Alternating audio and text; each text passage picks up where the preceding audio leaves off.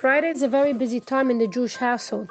The rabbis promise great blessing for whoever starts Shabbat early and ends Shabbat later.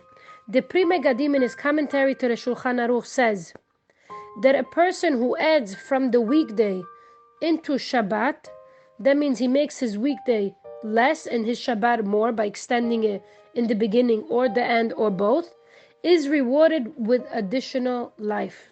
Wow. The work Rimzeh Shabbat comments, if one expands the boundaries of Shabbat by reducing from his weekday hours into Shabbat, Hashem will reduce the boundaries of his troubles. Wow, over here we see long life and we see reducing one's trouble.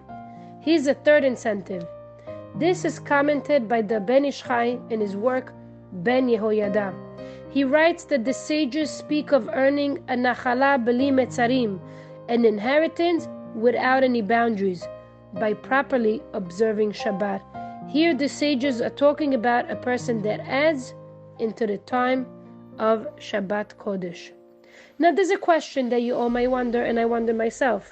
How come a person that extends his Shabbat is rewarded with so many unbelievable things? Let's understand with the story that Rabbi Yitzchak Zilberstein, the rabbi of Ramat el-Hanan neighborhood in Bnei Brak, and also the son-in-law of Rabbi Eliashiv. He answers this question by the way of saying an incident that happened in Europe. A person committed a severe crime against the government, and he was given a hefty price to pay. And he had to pay it off, but he had to pay it over 20 years, and he wasn't sure how he's going to do that. So the man was worried about it, so he thought about exactly how to do it, and he came up with a plan. He collected all the money he had from different accounts, he put it in one special account, and he told the attorney that is in charge, every month you take from this account for 20 years, that way I can ensure that all the money is there. He made all beautiful arrangement to make sure that he's doing the right thing, so he doesn't have to worry, and he could give the government the money that they deserve every month.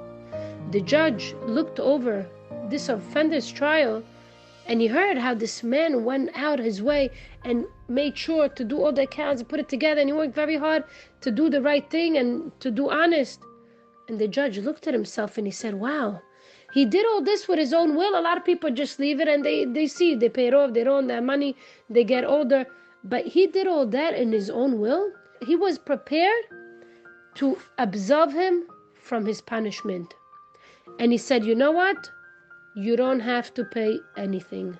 He told him, you are so honest and so trustworthy. He decided that he could waive the whole fine. That's unbelievable. Rabbi Zilberstein says that when a judge sees how the defendant is prepared to accept something on his own will, he's prepared to absolve him from punishment. The same thing is when a person voluntarily accepts the added mitzvot of Shabbat before and after. We have a specific time to keep Shabbat, and Hashem gave us that time, and it's great. Of course, a person that keeps Shabbat gets tremendous blessing. But if you keep before its time, or if you keep extra, you are showing Hashem you're a loyal servant of Hashem, and therefore Hashem says, I'm going to give you a tremendous amount of blessing. There's also another reason why a person earns blessing by just accepting Shabbat early. The Mishnah in Pirkei Avot tells us that the mazikim, the harmful spirits that threaten a person, were created the time during Ben Hashmashot, the twilight, on Friday afternoon, right at the end of creation before Shabbat. So when you're accepting Shabbat early, at the time when these harmful spirits came into existence, you're turning the spirit into Shabbat, and you're neutralizing the power, and therefore Hashem says you deserve great blessing. Shabbat Shalom Umevorach.